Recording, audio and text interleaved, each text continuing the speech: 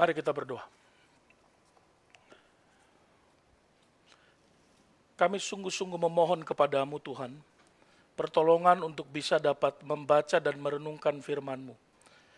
Dan mampukan kami untuk boleh dapat fokuskan hati dan pikiran kami hanya tertuju kepada Engkau.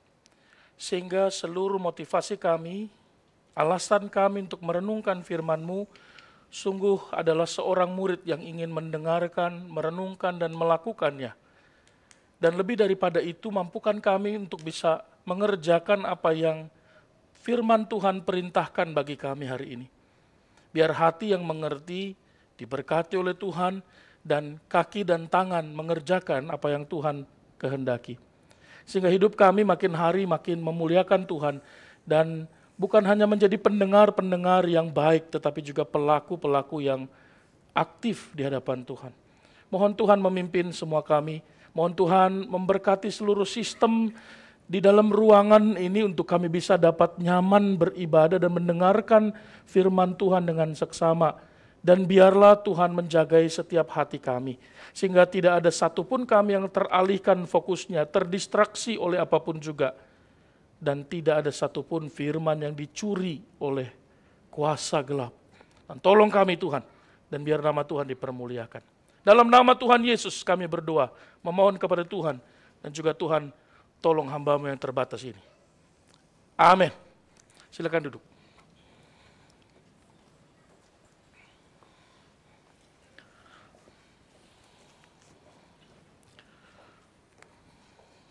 Shalom.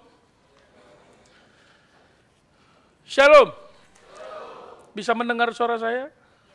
Bisa ya? Puji Tuhan. Soalnya suara saya kecil sekali. Saudara-saudara yang terkasih, puji Tuhan kita bersyukur kepada Allah karena pada tanggal 29 Mei yang akan datang, kita akan mengingat kenaikan Tuhan Yesus Kristus ke sorga pasca kebangkitannya dari kematian dan setelah dia menampakkan diri.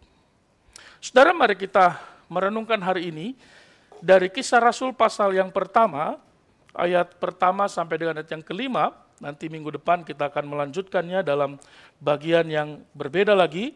Kita akan melanjutkan minggu yang akan datang dari Kisah Rasul pasal 1 ayat yang ke-8. Mari kita mulai perjalanan kita hari ini di dalam Kisah Rasul pasal yang pertama dengan tema menantikan janji Bapa. Mari kita membacanya bersama-sama karena hanya 5 ayat. Mari kita memulainya bersama-sama membaca. Firman Tuhan berkata, "Hai Theophilus, dalam bukuku yang pertama, aku menulis tentang segala sesuatu yang dikerjakan dan diajarkan oleh Yesus. Sampai pada hari ia terangkat, sebelum itu,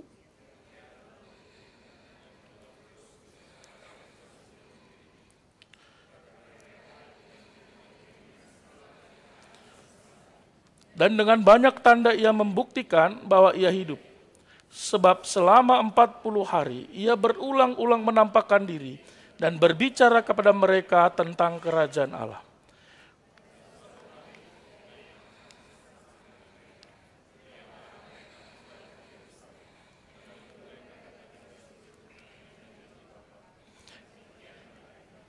Telah kamu dengar daripadaku.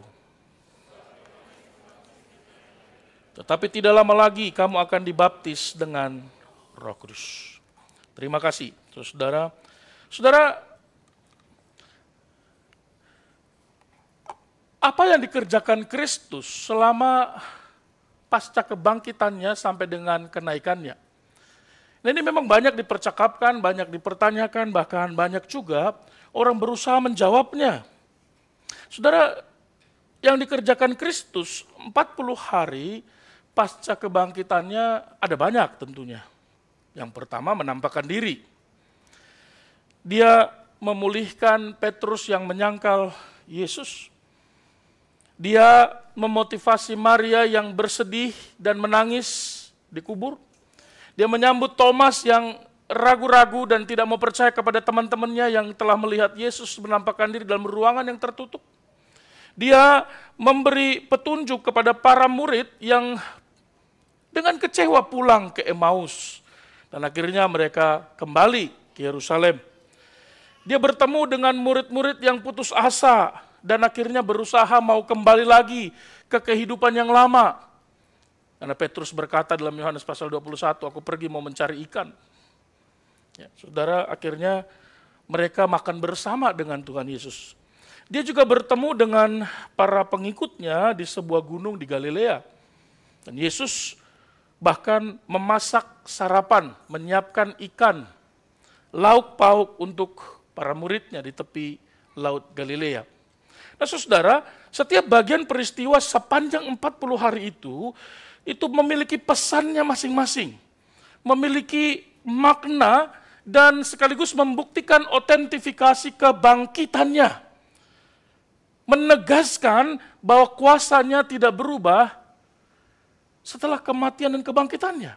Bahkan Yesus menekankan di sana dalam proses penampakan dirinya berulang-ulang kali, Yesus adalah Allah yang penuh dengan kuasa. Tapi menarik saudara, di ayat yang keempat dari Kisah Rasul pasal yang pertama, ada satu kalimat Tuhan Yesus yang menegaskan dengan jelas sekali, dia melarang para murid untuk meninggalkan Yerusalem. Jangan pergi kemana-mana, tetaplah di dalam kota, dan jangan berusaha melakukan apapun, tetaplah tinggal di Yerusalem. Nah pertanyaannya saudara, ini satu pekerjaan yang tidak kita sukai, betul enggak? Menunggu itu tidak kita sukai. Menunggu tidak menyenangkan. Kenapa? Padahal saudara, menunggu itu adalah kehidupan kita yang sebagian besar kita jalani memang isinya menunggu. Hidup kita isinya separuh itu menunggu, saudara. Separuhnya ngapain Pak? Tidur. Jadi bayangin hidup kita ini tidak berguna sekali. Menunggu dan tidur. Saudara kalau tidak percaya, ya cek saja. Anda kalau ke dokter, masuk ke klinik, ke dokter, ke rumah sakit, Anda disuruh ngapain? Tunggu, sesudah periksa, ambil obat, suruh tunggu. Begitu masuk SD sampai S3, langsung lulus. Begitu daftar langsung S1, S2, S3. Disuruh tunggu. Begitu ujian, apakah langsung dapat pengumuman? Disuruh tunggu. Diterima atau tidak, lulus atau tidak. Waktu menyatakan cinta, langsung dijawab. I love you, bertubi-tubi. I will marry you. Terima atau tidak? Yes, I do. Dia jawab, yes, we do. Loh, kan cuma sangat tuh, single. Menunggu juga. Ditawari jadi ketua panitia. Pak, boleh nggak mendoakan dulu? Menunggu juga kan? Oh silakanlah, 15 menit ke depan saya tunggu ya. Saudara, beli apapun juga yang mahal, pesan katanya, aduh itu ada Prime ya di Amazon. Tetap menunggu. Tidak mungkin ada Amazon di depan pintu kan, begitu Anda pencet, enter langsung datang dia, pingpong. Tetap harus menunggu. Kita selalu menunggu. Anda pergi ke supermarket, sesudah mengambil semua barang, Anda antri di depan kasir, disuruh menunggu. Bahkan untuk mengeluarkan uang Anda pun Anda harus menunggu. Dan kalau kita berdoa pun, kita disuruh menunggu. Oke Pak, supaya saya tidak menunggu, saya mau naik mobil biar cepat. Lampu merah disuruh menunggu. Jadi di mana hidup kita yang tidak ada menunggunya? Anda datang ke gereja, lebih awal dari jam ibadah, Anda disuruh. Dan sekarang Anda mendengarkan khotbah, Anda juga sedang menunggu, ini khotbah mau dibawa kemana? Hidup kita penuh dengan menunggu. Pokoknya menunggu itu adalah sesuatu yang paling banyak dalam hidup kita, sekaligus paling sulit kita jalani, dan paling tidak kita sukai. Setuju? Sedikit setujunya. Kalau begitu bagaimana dengan firman Tuhan? Firman Tuhan juga tidak kurang bicara tentang meminta kita menunggu. Coba lihat, Firman Tuhan di dalam Mazmur pasal 27 ayat 14. Perintahnya apa? Nantikanlah Tuhan. Nantikanlah Tuhan. 2 kali disuruh dalam satu ayat, nantikanlah Tuhan. Dalam Mazmur 37 ayat yang ke-7 juga dikatakan, berdiam dirilah. Disuruh ngapain itu? Suruh tunggu. Dalam Yesaya pasal 40 ayat 31 bahkan mengatakan, orang yang menanti-nantikan Tuhan mendapat, loh kok ini disuruh, bagaimana mungkin kekuatan itu diberikan kepada orang yang tidak suka menunggu dan sebagian besar hidupnya telah dihabiskan untuk menunggu. Ini paradoks bukan?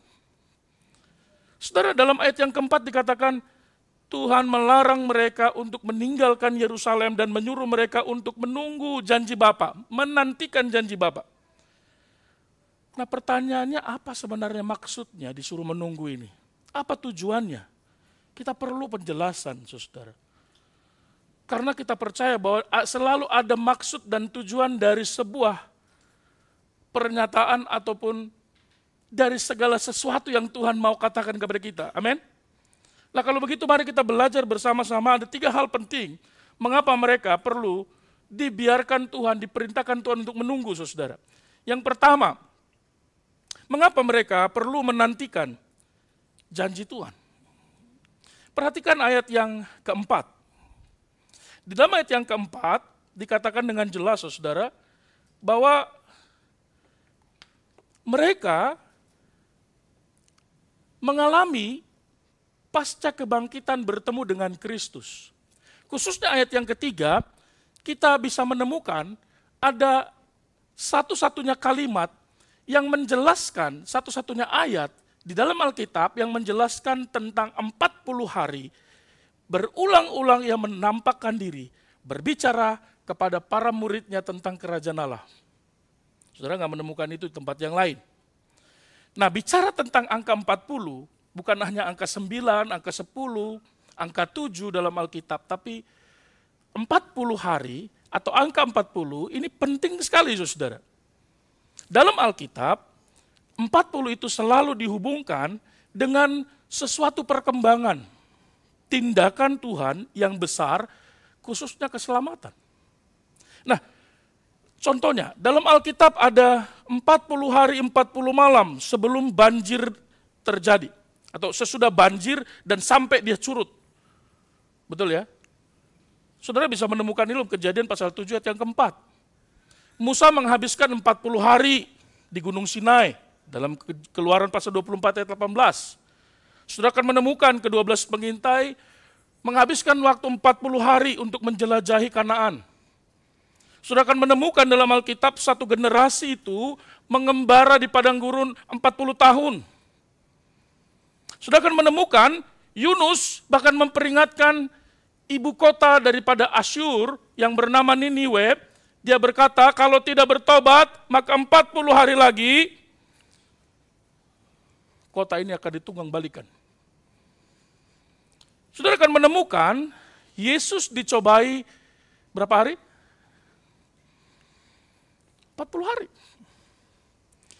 Saudara akan menemukan bagaimana kemudian murid-murid disuruh menantikan selama 40 hari.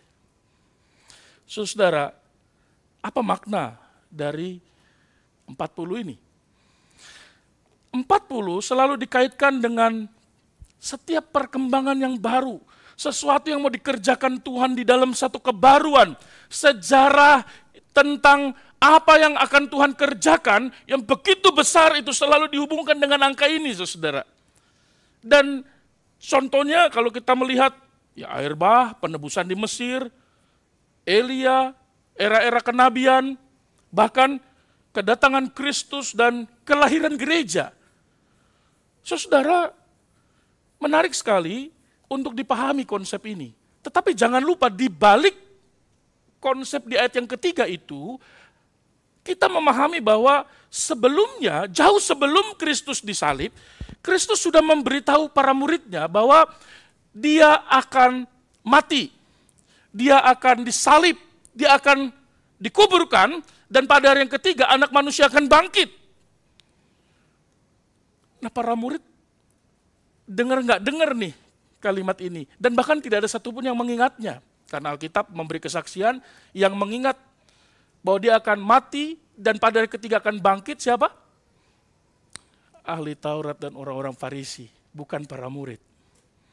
Saudara, mereka tidak mempercayainya, mereka tidak mau mendengarnya, mereka mengabaikannya.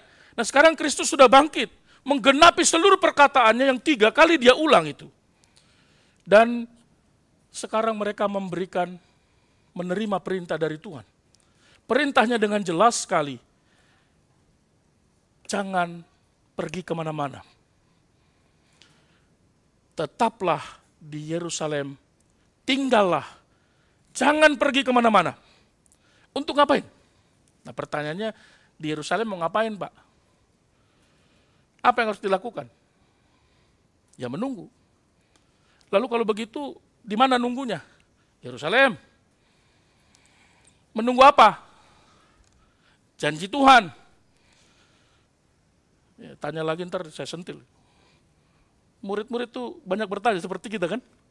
Tapi pertanyaannya saudara, ada satu pertanyaan yang tidak diajukan mungkin dan tidak dijelaskan jawabannya. Apa itu? Yesus tidak menjelaskan berapa lama harus menunggu. Inilah masalahnya. Kita sudah tidak suka menunggu dan disuruh menunggu dan tidak dijelaskan berapa lama menunggu. Ayo, yang janjian tadi, ntar besok kita ke gereja, ketemu ya di stasiun Ikebukuro. Pokoknya di Nishiguchi. Oke, baik, ditunggu. Tapi lupa memberitahu jam berapa ketemunya. Dan kalau jam segitu belum datang, berapa lama harus ditunggu? Nggak diberitahu. Janjian jam berapa? Harusnya sih jam 9.30 Pak. Ternyata temannya janjian jam 9.30 tapi jam Indonesia. Masih 2 jam belum datang kan? Terjadi miskomunikasi. Karena apa? Tidak dijelaskan berapa lama harus menunggu. Kemungkinan kekeliruan atau kesalahpahaman dalam proses menunggu itu bisa terjadi. Nah para murid menyadari saudara, mereka sebenarnya kenapa disuruh menunggu?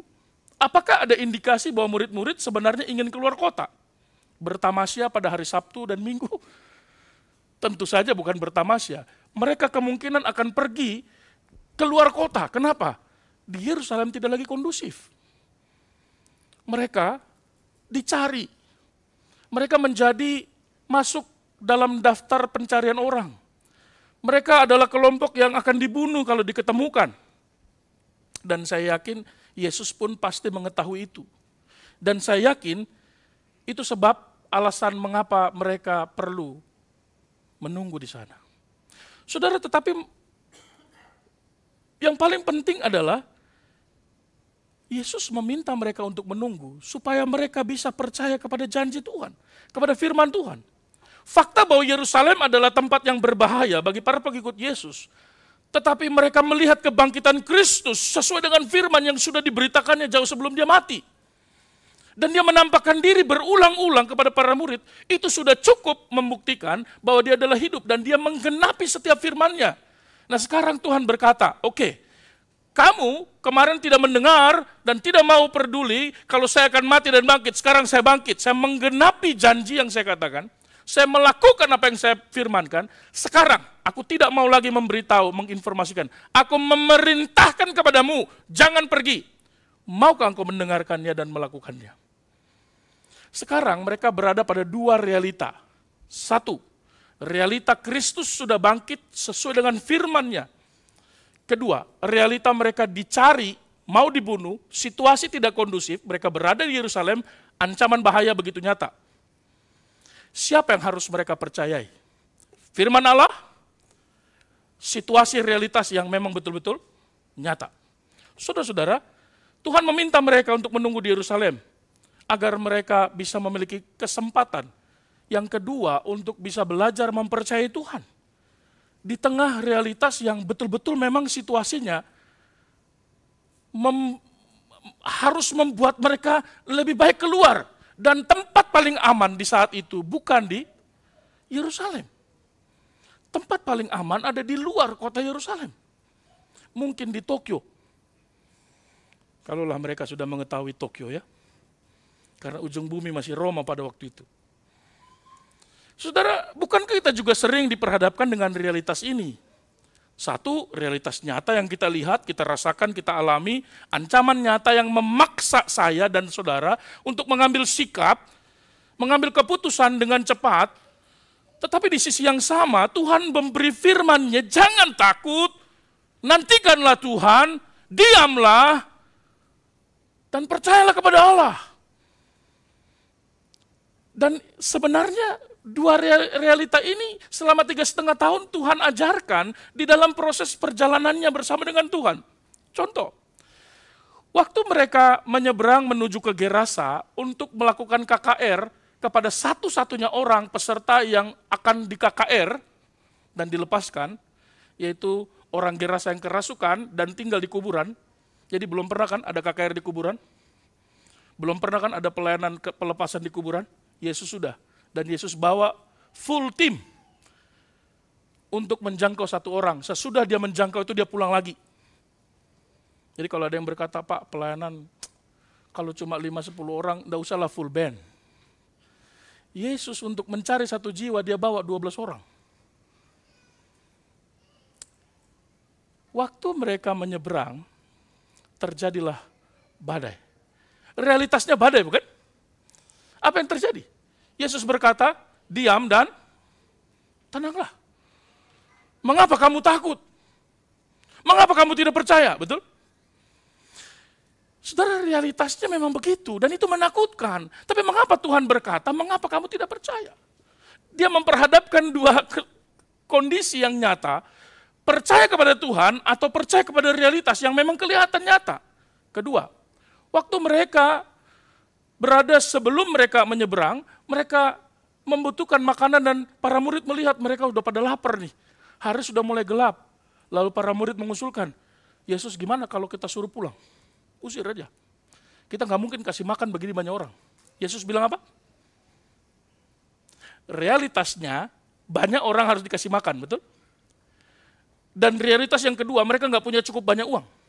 Kalau mereka punya banyak uang, nggak ada cukup banyak warung, termasuk warung Madura yang 24 jam buka itu, kecuali kiamat.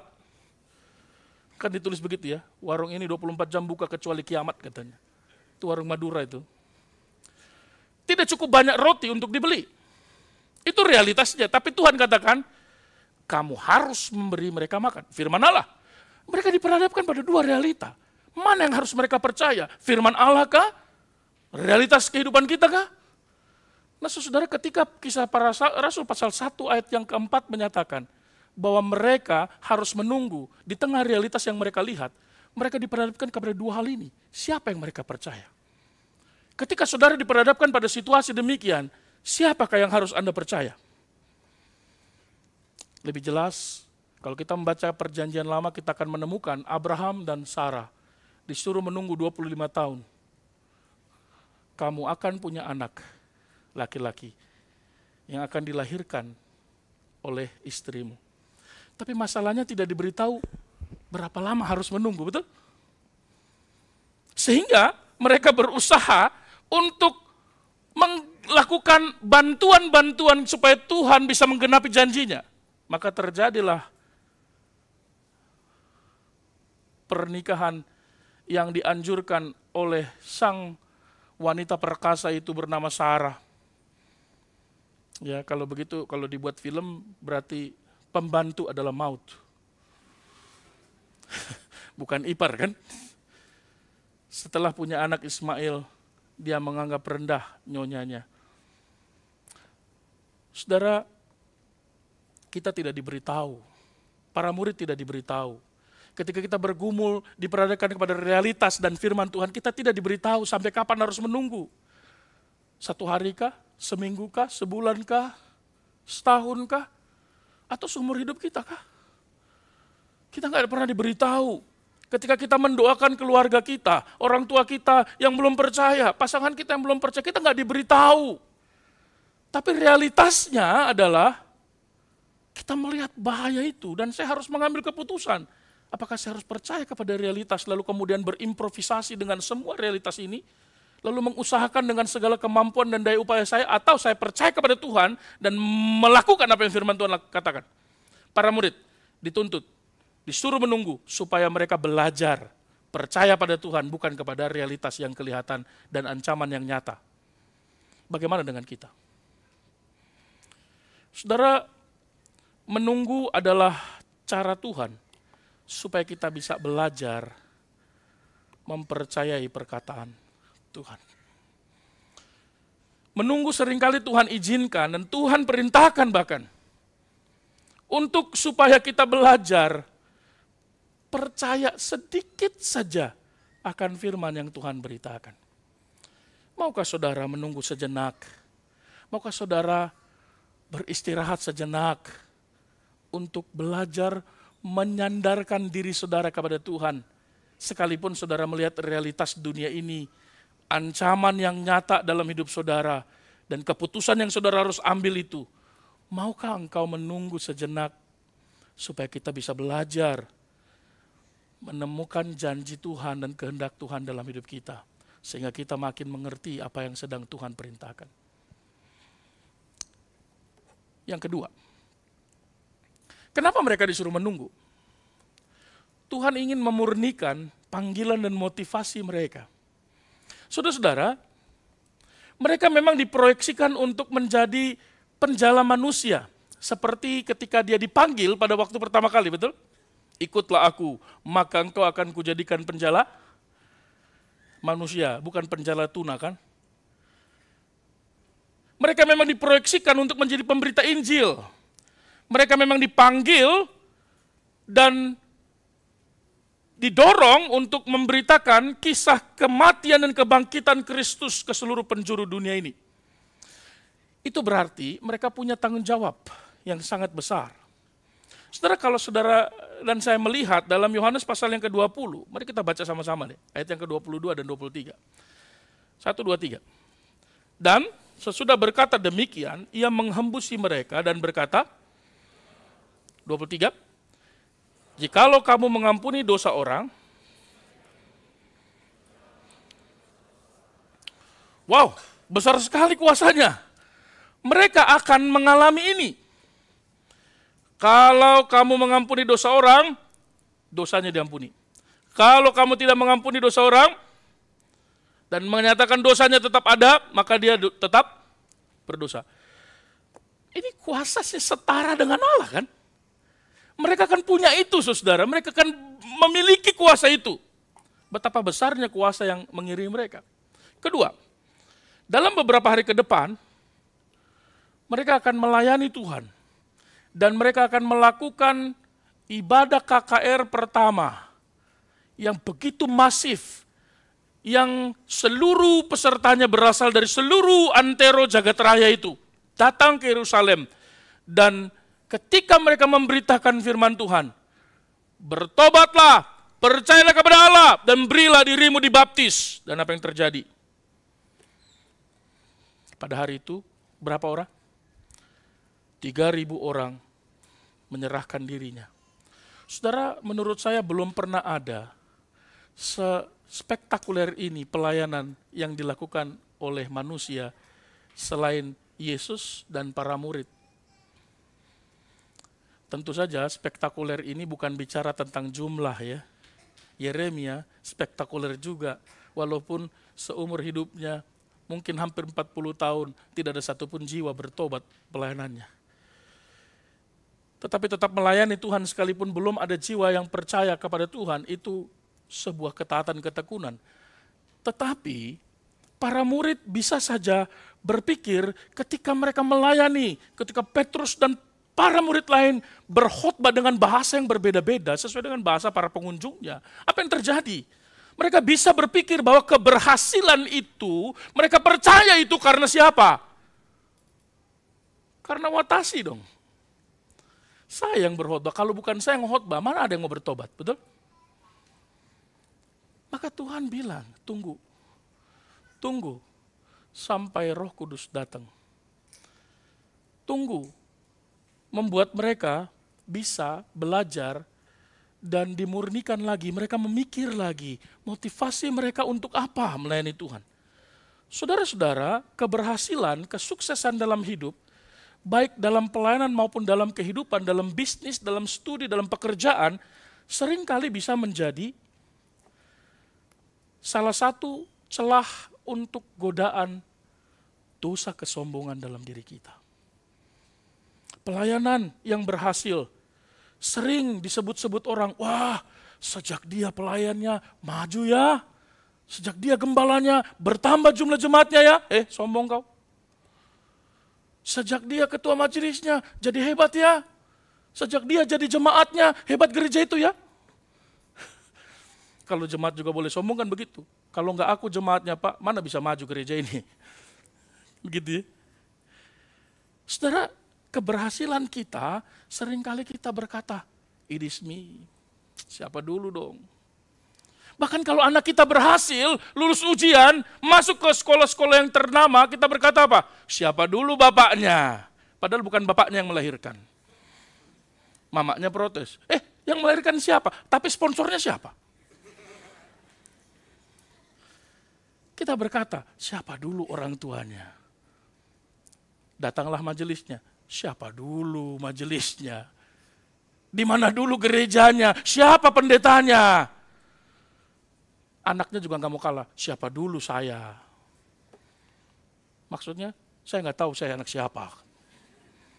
Saudara, mari kita belajar. Dan kalau kita berhasil, saudara, mulai tepuk pundak kita, enggak apa-apa, apresiasi diri sendiri, validasi diri sendiri, dan berkata, good job. Puji Tuhan. Tetapi ingat, you are nothing. He is everything. Good job, sudah berhasil. Tetapi ingat, keberhasilanmu bukanlah karena kamu. Bersyukur kalau dia mau memakaimu sebagai alatnya dan membuka begitu banyak kemuliaan Tuhan dan banyak jiwa boleh dimenangkan. Dan pada akhirnya engkau akan harus berkata, Soli Deo Gloria, to God to be glory. Hanya dia yang layak dimuliakan. Jangan ambil kemuliaan itu. Jangan terus terima pujian-pujian dari manusia. Karena ketika pujian manusia terus kita kumpulkan, tidak ada lagi tempat dan space dalam hidup kita untuk masuknya pujian dari Allah. Karena sudah penuh kas diri kita pujian dari manusia.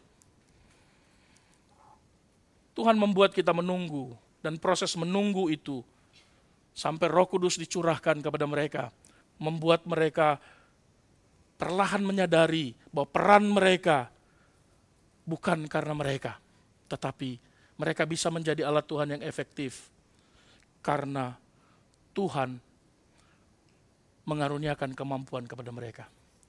Dan Lukas pasal 17 ayat yang ke-10 mengajarkan kita begini. Demikian jugalah kamu, apabila kamu melakukan segala sesuatu yang ditugaskan kepadamu, hendaklah kamu berkata, sama-sama, kami adalah hamba-hamba yang tidak berguna. Kami hanya melakukan, ya lakukanlah itu. Menunggu gedung gereja kita dapat. Kenapa Tuhan belum kasih? Supaya Tuhan memurnikan motivasi kita. Nanti kalau punya gedung, dapat gedung, siapa yang mau dimuliakan? Kreditnya kemana? Ke panitia pembangunan kah? Ke jemaat yang sudah memberikan janji iman kah?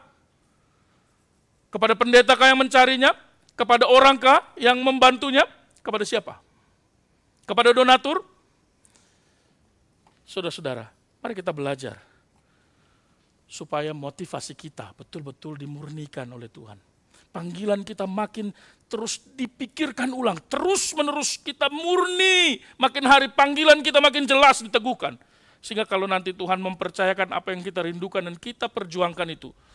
Dan kita merasakan anugerah Tuhan, bukan merasakan kesombongan.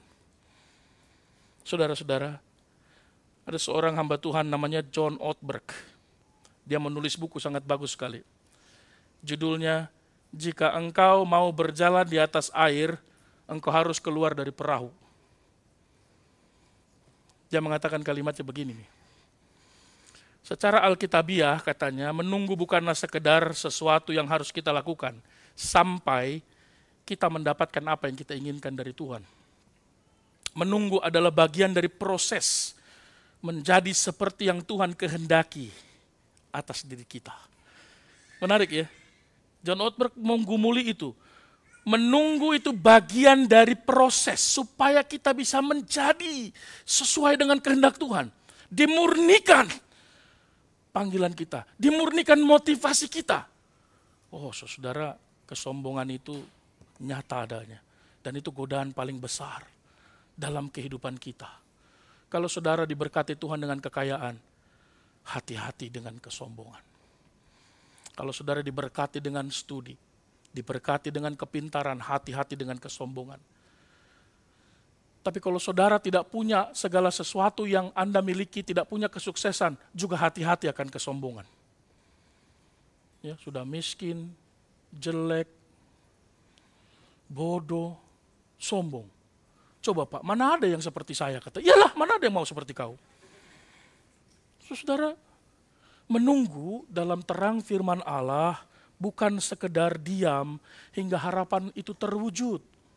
Menunggu memang adalah perjalanan yang sunyi, sepi, dan tidak menyenangkan. Tapi menunggu adalah momen di mana Tuhan mengukir jiwa kita dan memoles motivasi kita sehingga perlahan tapi pasti makin nyata apa yang sebenarnya sedang kita rindukan itu. Murni atau tidak, panggilan itu. Menunggu adalah satu anugerah Tuhan untuk memurnikan panggilan dan motivasi kita. Baik dalam hidup, dalam pelayanan, dalam studi dan pekerjaan. Kalau Tuhan izinkan kita menunggu, bersyukurlah atas anugerah Tuhan. Thanks God, karena aku dibiarkan Tuhan menunggu. Karena dengan menunggu aku makin menyadari motivasi ini untuk apa sebenarnya aku merindukan ini dan mendoakannya. Kalau Tuhan izinkan kita menunggu, biarlah kita mengoreksi kembali motivasi dan panggilan kita. Amin. Yang terakhir. Yang pertama tadi apa?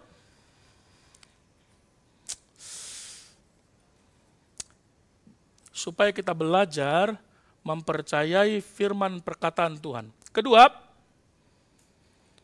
supaya memurnikan motivasi dan panggilan kita. Ketiga, Tuhan suruh mereka menantikan janji Bapa. Supaya mereka sadar bahwa mereka cuma hamba dan Tuhan adalah Tuhan. Kenapa Pak? Emangnya banyak orang nggak sadar? Loh banyak. Banyak orang yang mengaku sadar sebenarnya tidak lagi sadar. Kamu sadar nggak? Saya sadar kok Pak, kalau saya tidak sadar. Gimana sih maksudnya? Yesus yang bangkit itu menyatakan kalimat yang sangat berat sekali untuk dilakukan oleh para murid. Kalimat itu suruh tunggu. Itu berat. Itu sebab dikatakan oleh ayat yang kedua itu adalah perintah kan. Dia tidak menganjurkan. Tunggu itu perintah. Dan mereka seharusnya cukup untuk bisa mengerti ketika perintah itu diberikan. Para murid harusnya sadar bahwa mereka adalah hamba-hamba yang dipanggil untuk taat kepada Allah dan melayani tuannya. Dan seharusnya mereka bisa mengerti itu. Karena seorang hamba itu tidak pernah mempertanyakan apa yang diperintahkan, maka Tuhan memberi perintah. Saudara, kalau saudara tentara, pernah nggak saudara melihat tentara itu? Atau kalau saudara nanti jadi tentara, di antara kita mungkin ada yang tentara. Kalau saudara tentara lalu kemudian, hari ini kau pimpin pasukan, serbu dari arah utara. Lalu kau masuk, kau habisi siapapun yang kau ketemukan. Lalu kita nanya, semua Pak? Semua? Tukang cilok juga? Semua? Tentara nggak ada yang begitu. Tentara cuma jawab apa? Siap, laksanakan. Berangkat. Dia cek pasukannya, dia cek arahnya, dia sesuaikan dengan perintahnya, dia eksekusi. Saudara, hamba juga begitu. Hamba itu tidak pernah menghitung untung dan rugi. Lalu kemudian bertanya, sekarang kamu tunggu di sini. Sebelum saya pulang, jangan pergi kemana-mana, jangan beranjak dari tempat di mana kamu berdiri. Dia nggak berkata, terus nanti kalau aku capek boleh nggak duduk? Terus nanti kalau ada harimau gimana? Kalau hujan gimana? Saudara, nggak boleh hamba begitu. Satu-satunya kalimat yang harus dia keluarkan dari mulutnya kepada Tuhannya adalah apa? Siap. Lakukan. Siap. Laksanakan. Saudara, ketika Anda adalah hamba Allah, Anda harus taat apa yang diperintahkan Tuhan. Tapi Pak, Kristus kan bilang, aku tidak lagi menyebut engkau seorang hamba, tapi adalah sahabat. Justru kita menjadi hamba bukan karena kita diperhamba. Kita dibebaskan dari penghambaan dosa, lalu kita dengan sendirinya menghambakan diri kepada Tuhan.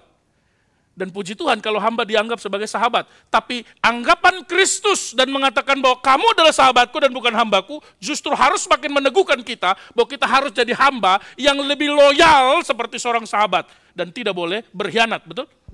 Dan hamba gak ada istilah hamba berkhianat. Hamba gak pernah melarikan diri dari tugas tentang jawabnya. Seperti yang dikatakan pendeta Michael Teng, di gereja banyak yang mengalami muntaber. Apa itu muntaber? Mundur tanpa berita. Masih ingat gak? Hamba itu tidak pernah lari dari tuannya. Karena seorang hamba tidak pernah menghitung untung atau rugi, sakit atau sehat, susah atau senang, aman atau tidak aman. Mereka tidak pernah berhitung untung atau rugi. Dan ini disadari oleh para murid harusnya. Seorang hamba tidak perlu meminta penjelasan mengapa dia diperintahkan seperti itu. Karena memang tidak layak dan tidak lazim seorang hamba itu bertanya kepada Tuhan yang memerintahkannya. Karena kalau dia bertanya, maka dia sedang memposisikan dirinya bukan sebagai hamba, tapi sebagai Tuhan. Saudara, di dalam dunia Yunani, ada satu istilah hamba. Hamba itu kata doulos. Saya menggunakan ilustrasi ini dalam persiapan pelayanan di G3 Tokyo. Saudara, budak itu dan tuan selalu hubungannya, kadang-kadang budak itu dianiaya ya. Setelah saya gunakan gambar ini. Gambar ini adalah diambil dari kisah nyata. Tapi ini namanya Peter the Slave. Dijadikan film juga. Dia lari lalu kemudian dia dicambuk. Saudara, tapi gambar ini merepresentasikan satu kisah nyata di dalam dunia Romawi.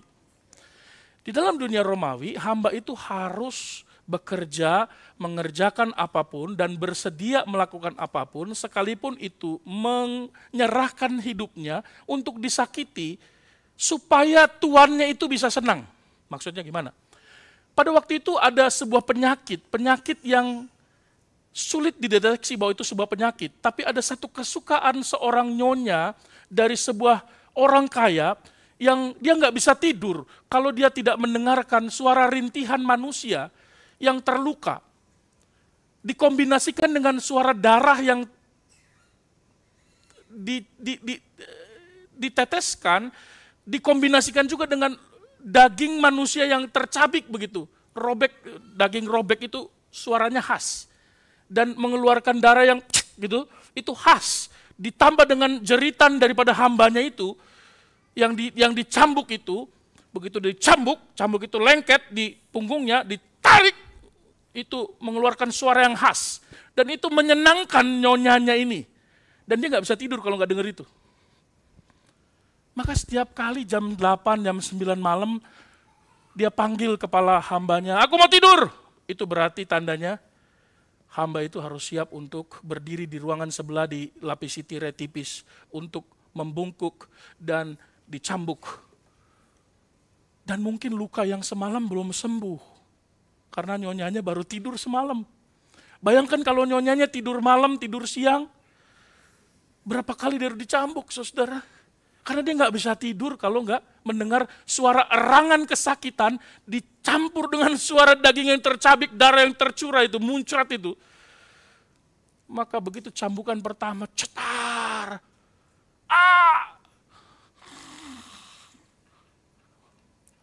Saudara bisa membayangkan jadi hamba jadi apa itu? Luka yang semalam belum sembuh, baru saja diobati. Mulai kering sih sedikit, tapi dia harus dicambuk lagi malam ini. Dan setiap malam dia harus menghadapi itu. Tapi dia dengan rela hati menantikan nyonyanya Tuhan. Nyonyanya tidur.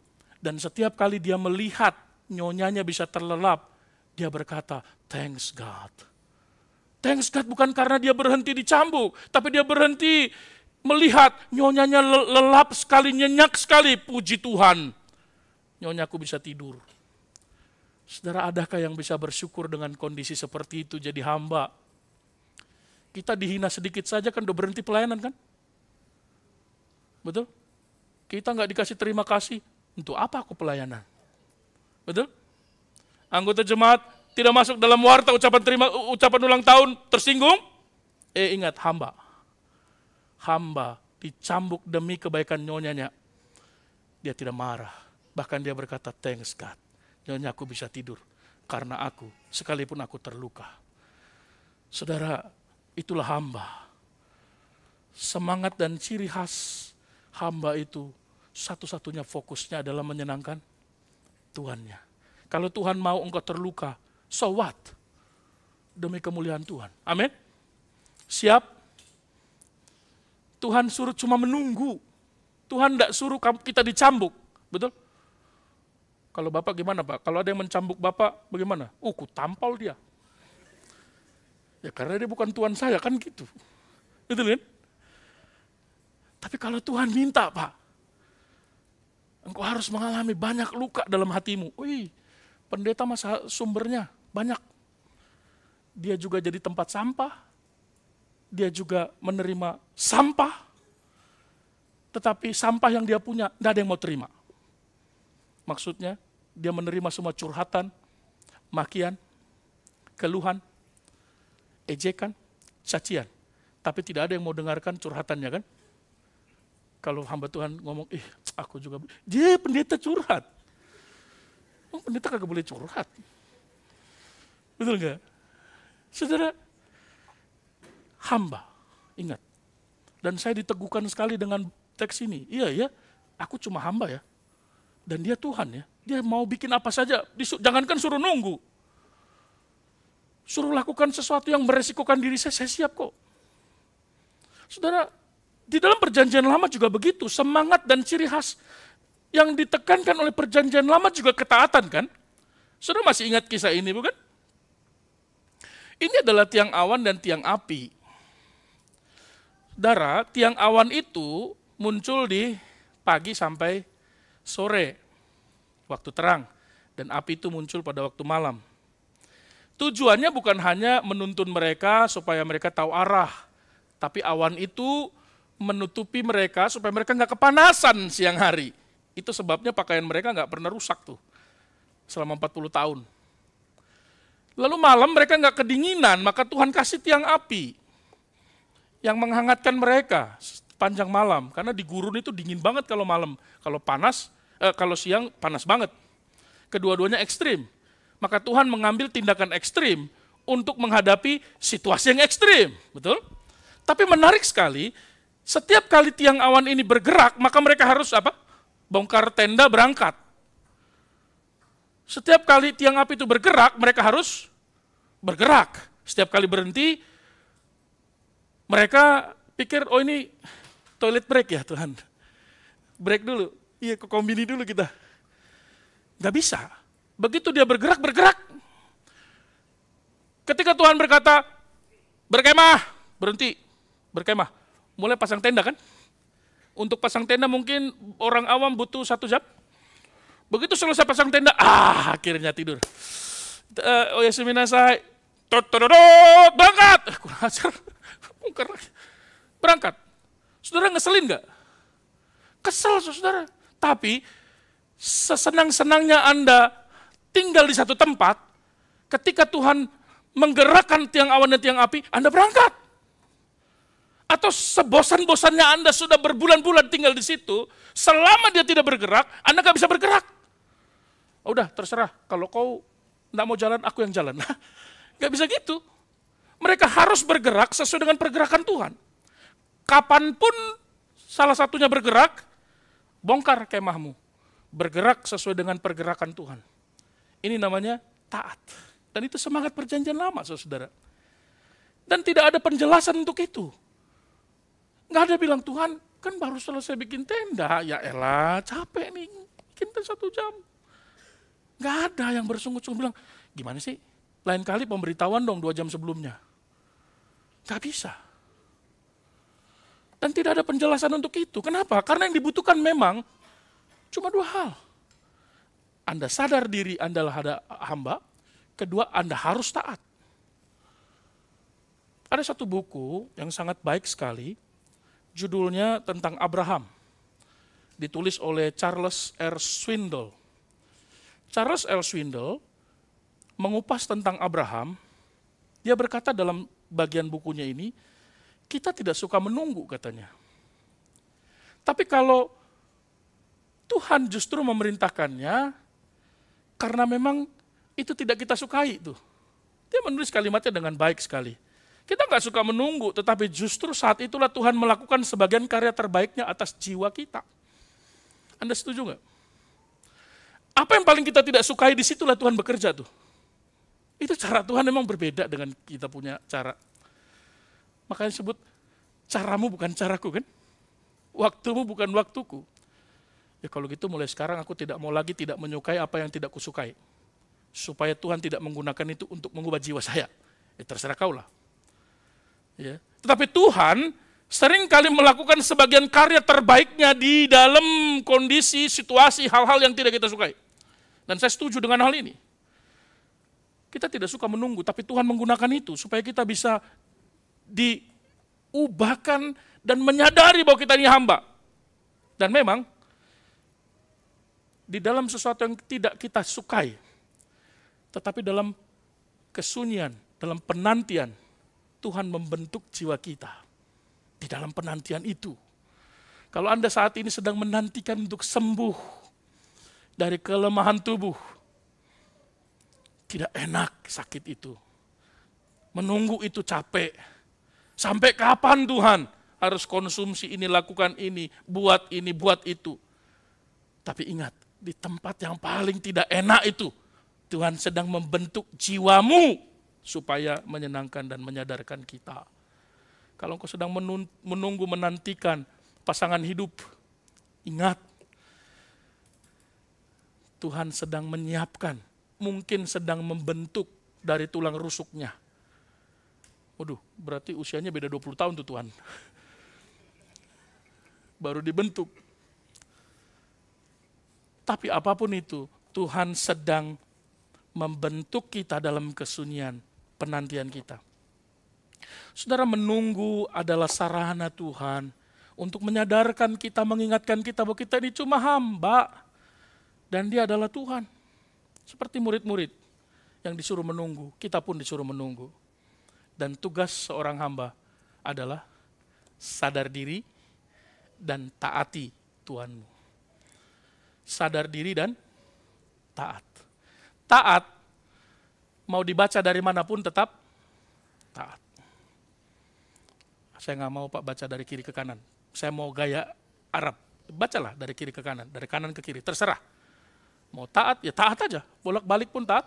Dari atas ke bawah gimana Pak? Terserah kaulah. Ya. Apa kesimpulan kita hari ini? Saudara-saudara, menunggu mungkin membosankan.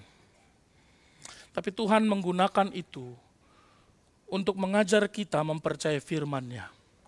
Menunggu tidak kita sukai, tetapi Tuhan menggunakan itu untuk memurnikan panggilan dan motivasi hidup dan pelayanan kita. Menunggu tidak kita senangi, tetapi Tuhan gunakan itu sebagai sarana untuk menyadarkan kita bahwa kita hanya hamba. Kita ini hanya anak-anak Allah yang harus tunduk dan taat kepada Allah. Maka jika hari ini engkau sedang menantikan Tuhan dalam hidupmu, dalam berbagai hal dan dalam berbagai rupa, tetaplah percaya kepadanya di tengah realitas yang ada. Gunakan masa menunggu ini untuk membiarkan Tuhan bekerja, membentuk hidup kita dan jiwa kita, memurnikan motivasi kita, dan lihatlah pekerjaan Tuhan yang besar, menggunakan kita dengan ajaibnya. Kiranya Tuhan menolong kita dan doa saya, kita semua boleh menemukan janji Bapa dalam hidup kita. Amin. Mari kita bangkit berdoa.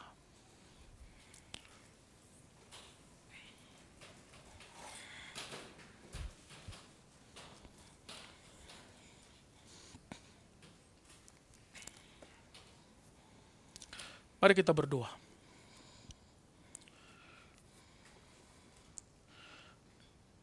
Tuhan kami yang hidup, Allah yang mengasihi kami, Allah yang membiarkan kami menanti sesuai dengan waktu Tuhan, Allah yang menggerakkan sesuatu yang tidak kami sukai untuk menjadi sarana Tuhan, supaya kami bisa mengerti dan kami menyadari kami ini cuma hamba dan alat, bukan sesuatu yang utama. Kami bersyukur karena firman-Mu mengajarkan kami untuk menyadari hal-hal ini. Kami tidak mengambil inisiatif untuk membantu Tuhan menggenapi janjinya, karena itu tidak dikehendakinya. Kami tidak mengambil inisiatif kami sendiri untuk membuat kami lepas dari situasi yang kami hadapi, karena itu tidak dikehendakinya. Tuhan membiarkan kami menunggu, supaya kami bisa belajar jadi murid, jadi hamba yang taat kepadanya. Terima kasih buat firman Tuhan ini. Terima kasih yang telah meneguhkan kami bahwa tidak salah kalau kami menantikan Tuhan. Bukanlah sebuah hal yang membosankan menantikan janji Tuhan, karena kami tahu di baliknya ada cara Tuhan bekerja. Tangan Tuhan sedang merendaknya sedemikian rupa. Oleh karena itu Tuhan, teguhkanlah hati kami hari ini, supaya kami boleh percaya kepada Allah dengan segenap hati kami, dan kami tidak tergoda dengan realitas dunia ini, situasi yang kami alami, tapi kami tetap tenang menantikan Tuhan bekerja dalam hidup kami. Sampai pada waktunya Tuhan menyatakan apa yang Tuhan kehendaki itu. Ya Tuhan, perlengkapi kami dengan kemampuan, dan biar Roh Kudus Tuhan itu memampukan kami bisa melakukan firman yang kami renungkan hari ini. Kami menjadi hamba-hamba Allah yang setia kepada Tuhan dan taat sepenuhnya. Mohon Tuhan memberkati seluruh jemaat-Mu di tempat ini maupun yang mengikuti melalui media streaming. Mohon Tuhan memimpin semua jemaat Tuhan yang mengalami kelemahan tubuh, yang menantikan kesembuhan. Mohon Tuhan memberikan kemampuan untuk Ibu Ellen, Ibu Wina Haryanja, Bapak Sakurai, Bapak Yanes Dewangga, Bapak Markus yang mengalami kelemahan tubuh. Jamalah bagian tubuhnya yang sakit, Tuhan pulihkanlah, dan dengan anugerah dan waktu Tuhan sendiri, Tuhan berkarya dalam hidup mereka, menanggung rasa sakit itu dengan penuh rasa takluk kepada Tuhan, dan beri kemampuan untuk bisa menjalaninya sampai Tuhan memulihkannya. Berikan juga kesabaran, kesetiaan, dan ketekunan bergantung kepada Tuhan bagi semua ibu-ibu yang tengah mengandung dan menantikan proses persalinan yang akan datang. Untuk Ibu Gabriela, Ibu Cindy, Ibu Jessica, mohon Tuhan juga memberikan kemampuan dan sukacita bagi semua pasangan yang masih menantikan buah hati, yang tengah berjuang dan bergumul di hadapan Tuhan. Mohon Tuhan berbelas kasihan dan memberi kepercayaan kepada mereka semua, supaya mereka boleh mendapatkan apa yang mereka rindukan. Mohon Tuhan memberkati semua jemaat Tuhan yang berulang tahun, yang boleh menikmati pertolongan Tuhan sepanjang hidupnya. Dan Tuhan berkasih karunia melalui usia yang Tuhan tambahkan.